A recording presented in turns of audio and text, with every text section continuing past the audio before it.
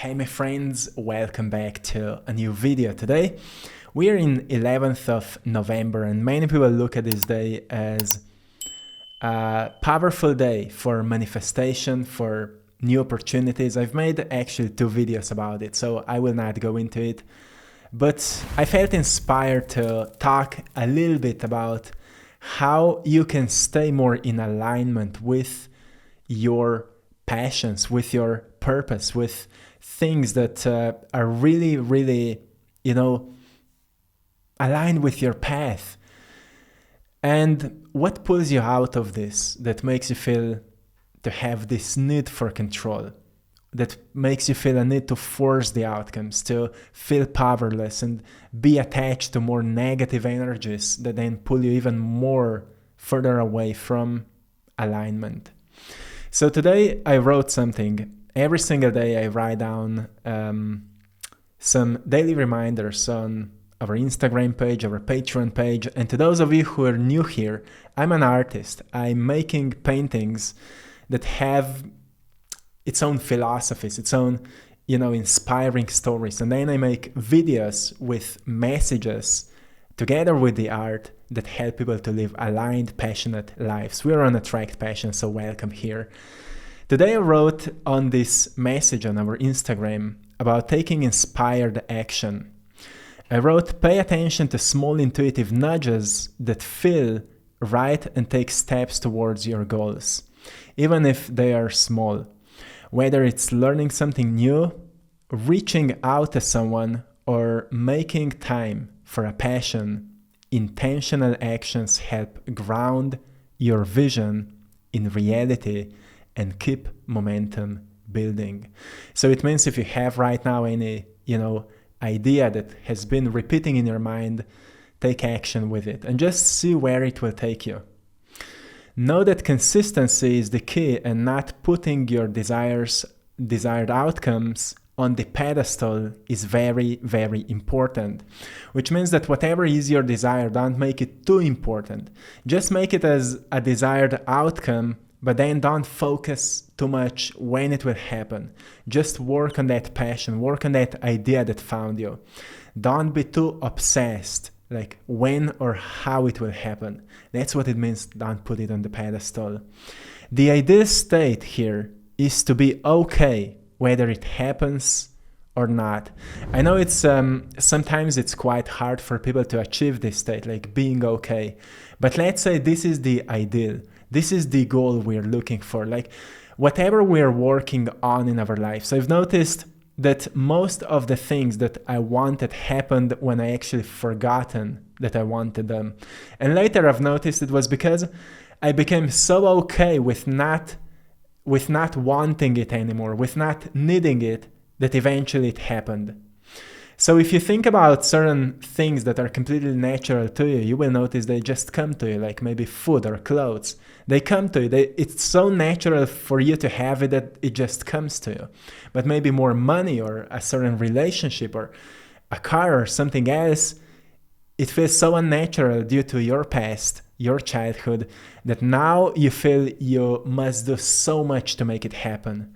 Well, the thing is that more we become okay with just not having it, but we work towards it, faster we find a way to alignment where things through synchronicities unfold very, very interestingly. So sometimes it sounds complex, but it's not. The point is that you work on your passion, you have this goal where you're going towards, but you're not too obsessed how it will happen. The state comes as the most magnetic vibration for potential new synchronicities. My goal is to live detached from the outcome, but have a sense of knowing that it will happen somehow, in some way. If not what I want, something even greater, eventually. So when it feels like things are not going my way, I know it's just a process of expansion for new things to come. But remind yourself here, work on it. Work on this intuitive inspirations that come to you, ideas that come to you. It's not like being passive. It's like working on it, but not forcing it too much, like working just enough. Later in the message, we'll talk about this, like where you can find balance between working but not overworking, like doing but not overdoing it. So when it feels like things are not going my way, I know it's just a process of expansion for new things to come. And sometimes it feels to me like I start losing things, like something that I had before, I start losing it. Like sometimes there were moments where I've started losing a lot of income or a lot of money, and then eventually I've noticed that more I became okay with it, more I've stopped trying to figure it out, I've noticed that a new opportunity started, that started like a whole new stream of income, or brought to me a completely new way of financial flow that became more sustainable or something like that. That's something I've noticed in my life. And it's because I became okay with losing something and understanding that there are seasons to everything. There are seasons to everything, which means there's a season of growth and there's a season where you let go of what you've gained and you move on. And it's again a process of expansion and trust and forgiveness and understanding of your old emotional wounds and where you seek for security or where you seek for control or where you seek for figuring out, and understanding that what matters the most is that you let go of these needs and that you surrender to the process, and that you understand that maybe what you want the most is not so important than who you truly are right now, and actually being more of yourself than wanting something for yourself. When you become more right now, like just be more right now, you will notice that this moment is actually calling you into action for doing something. And when you're really in tune with yourself, you will notice that each moment is actually calling you into something. And that's what it means to live in alignment. So as I mentioned here, the process of expansion for new things to come, in these moments, I just become very, very aware of new ideas and opportunities that carry the potential of these results. So yes, to live in alignment, it means that you just become more yourself and less of what you've been told, less of these opinions that you have and ideas of others, how you should be, and noticing these limiting beliefs that you have, an identity that you are in. Like identity is like a cloth you're wearing, but it's not you. So there's a thing called center screen. And center screen is like, a screen through which you see the world, through which you see your reality. And this screen sometimes can become muddy because of opinions of others, expectations of others, what happened in our childhood, and what kind of beliefs we've developed in our childhood. And many times when we were exposed to something that was, that made us feel unworthy, that made us feel like we are not safe being ourselves, like we need to pretend or we need to be like somebody else to be more strong or to be more confident. We recognize that every time we look on the world through a lens of being someone else, it drains us. It really takes power away from us, because at some point it becomes exhausting and you notice you've been living in an identity that is not really you. So this center screen is like a practice where you recognize that you need to clean it. You need to clean it so you can see it truly, so you can see the world truly from your authentic self. So you start seeing the world as truly it is from your soul, from your beingness, and not from what you've been told. Like you look at the politics and first thoughts will be what you've heard about it. You look at certain sports, first thoughts that will come to you will be out of what you've been told. You look at paintings are so interesting because we usually don't have opinions about them because they are unique, if they're authentic. Like today I'm sharing with you painting The Universe Has Your Back. It's a painting I've created as a commission artwork. And when we don't have opinions of them, we experience this pure screen where we just look at something out of curiosity, and that's how we should look at life. But when we don't see it this way, we really need to question all the opinions, all the beliefs that we hold on to. So then we can recognize what layers are between true self and the reality we experience. There are layers of ideas, perceptions, beliefs, ideologies, concepts, all of that. And to those of you who are in tune with yourself, a great practice is heart brain coherence. It's something that I often share with you. And when you start practicing it daily, when you create heart brain coherence, what happens, your heart rhythm becomes more coherent. That's why it's called heart coherence. And when heart rhythm becomes coherent, it gives a signal to the nervous system that your body is safe.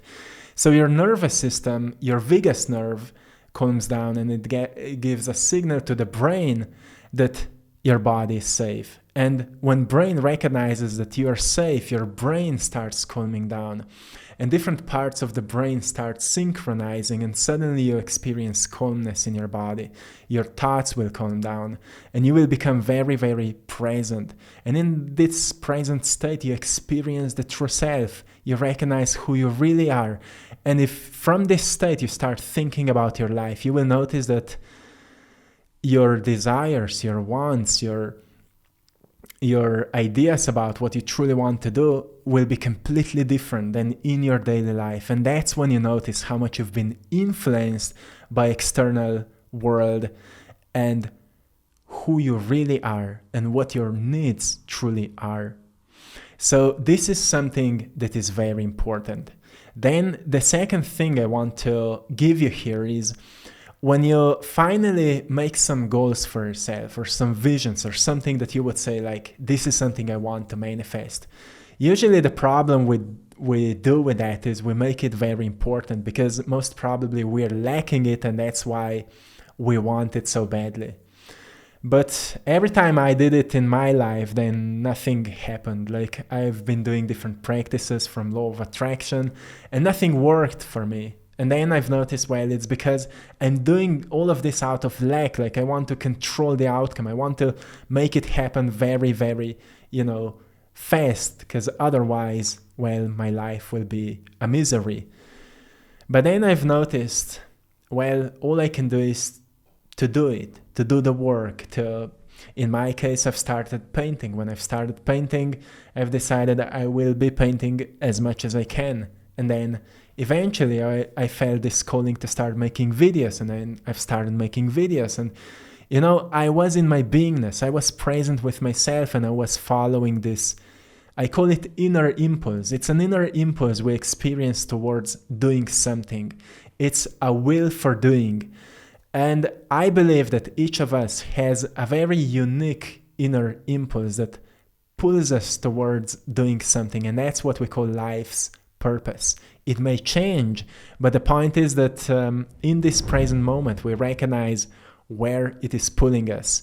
And then we create some goals with it, like where I wanted to take my art, where I wanted to take my YouTube channel, where I wanted to take my business and all of that, but not being too attached to it. To rather allow the universe to align things for me while I'm working on it. This is something that is very important, to lower the importance, something I've already shared at the beginning of this video. But once again, it's very important because it will keep your energy steady and avoid you from wasting your energy on things outside of your control. And then the third thing, I want to remind you about the inner and outer conflict we often experience. So if for example, in a reality transurfing book by quantum physicist Vadim Zinad, he talks about inner and outer intention. So inner intention is the force of willpower and direct action. And the outer intention is the energy of allowing and trusting the universe to align circumstances in our favor. So sometimes we may have this conflict, like we work on our goals a lot, but then we don't allow things to happen. And we don't see results, so we work even more. And suddenly we create this great resistance because we've worked hard, but nothing happened. So we think we need to work even more. But usually the point is that we actually do less and we allow more. We need to recognize where we have this energetic disturbance and from where the conflict really comes from. Or sometimes people are like really focusing on allowing and meditating and visualizing, but not doing anything. So it means you're lacking your inner intention, your willpower. So we just need to find a balance. Like for me, I've noticed I just set some goals for my day. Like I will make one video, I will be painting for, 2-3 hours, whatever. And then for the rest of the day, I will be, if there will be anything else, I will do that. But then I will take time and I will do something completely else. Like I will go on my bike, I will go out into nature, and I will completely forget about my work. And the most incredible breakthroughs for me happen when I actually completely forget about doing, when I forget about everything I'm working on. I look at my phone and there's an incredible email opportunity, or there's a sale of a very, big original painting or something like that. So I've noticed there must be a beautiful balance between doing and allowing, between taking action and then allowing the universe to bring results in unexpected, unique ways. And I think this is the hardest part to any manifestation, because if we have this deep belief that unknown is a scary place, that uncertainty is scary, then allowing things to happen is very hard. But this is the energy pattern that we need to heal and recognize that, the universe wants the best for you. And when you become okay with either it happens or it doesn't, you start healing this wound of being afraid of the unknown. You start accepting that where you are is where you're supposed to be, and how things are right now is how they are meant to be. You make sure you are working on resolving any challenge or conflict or whatever. You make sure you're resolving it. But at the same time, you allow the universal forces to work for you and to just accept that, everything will unfold at the right time. So it's very important to see what kind of patterns come up and with what kind of challenges we're facing with, and to notice where there's a block, where there's an energy block. And the easiest way to notice it is to recognize a belief behind it. Like you may say, for me it's so hard to find a new job because, all these job opportunities are taken, or there's already too many workers in this field. This field is already too crowded. Those are all limiting beliefs. It may be true, but maybe it's also not true. And if you question these beliefs, you may notice that actually there are perfect opportunities for you. But you've been not even looking for them because you believe that this field is already too crowded. So one thing that was very funny to me was when I started painting, I had no expectations for painting. I don't know any artist. I had no friends that would be artists when I started. So I had no idea how this art field works. So when I started doing it, an opportunity for having first exhibition came so easily to me, so easily. My first painting started selling so easily, and everything was happening so smoothly. And then later when I started meeting artists and they started telling to me, you know, it's so hard to get exhibition, it's so hard to get into a gallery. How are you selling original? And all of that, I've noted, I'm so happy that I didn't knew that.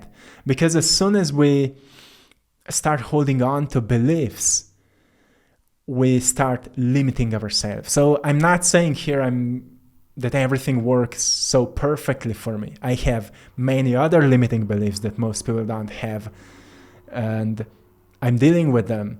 But the point is that we recognize that there's always something that is making us feel stuck. And we just need to recognize what it is, what story it is, what belief it is, and then investigate it and slowly let go of it. Know that it's not a fact, it's just your fact. And when you let go of it, you free yourself from it. So I hope you found great value today. I will leave you here, and I hope you've enjoyed in today's painting. To anyone who would like to get a copy of it or check out all other art, also, you know, some of the original paintings are still available. And yeah, all other paintings, go on AttractPassion.com and let's see if any painting resonates with you. Also, thanks to everyone for joining our Patreon community for more exclusive content. Thank you so much, and till next time, one love.